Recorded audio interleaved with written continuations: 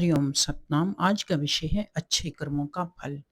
भगवान श्री हरि जी ने कहा कि हे गरुड़, यमदूतों द्वारा निर्दिष्ट योनि में पुनः गति प्राप्त करने में जो प्राणी सफल हो जाते हैं, वो सुंदर सुंदर गीत गाते, बाजा बजाते, गंधर्वों के साथ अच्छे से अच्छे हार, नाना प्रकार के आभूषणों से युक्त चंदन आदि की दिव्य सुगंध और पुष्पों के हार से चमचमाते हुए स्वर्गलोक को जाते हैं।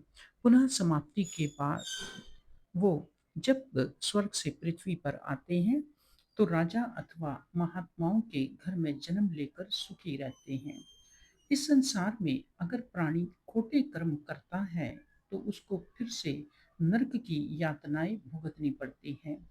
मृतलोक में जन्म लेने वाले प्राणियों की मृत्यु निश्चित है। जिसने जन्म लिया है वो एक दिन मृत्यु को अवश्य प्राप्त होगा।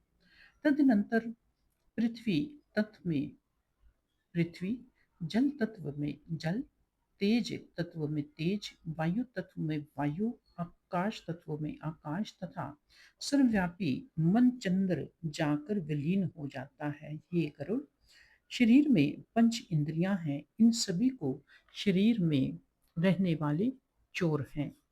उन सभी का नायक मन है। इस शरीर का संहार करने वाला काल है, जो पाप और पुण्य से जुड़ा रहता है।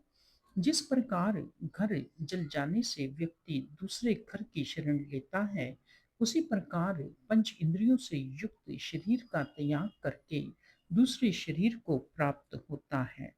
इस संसार में जो भी व्यक्ति आता है वो इसी तरह आवागमन के चक्कर से कभी भी छुटकारा नहीं पा सकता कि जो भगवान का कभी सिमरन नहीं करता, जिसने कभी भगवान का नाम नहीं लिया।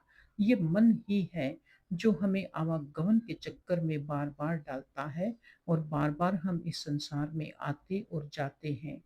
हम 84 लाख योनियां भुगतने के पश्चात भी हम मुक्त नहीं होते। जय सिया राम।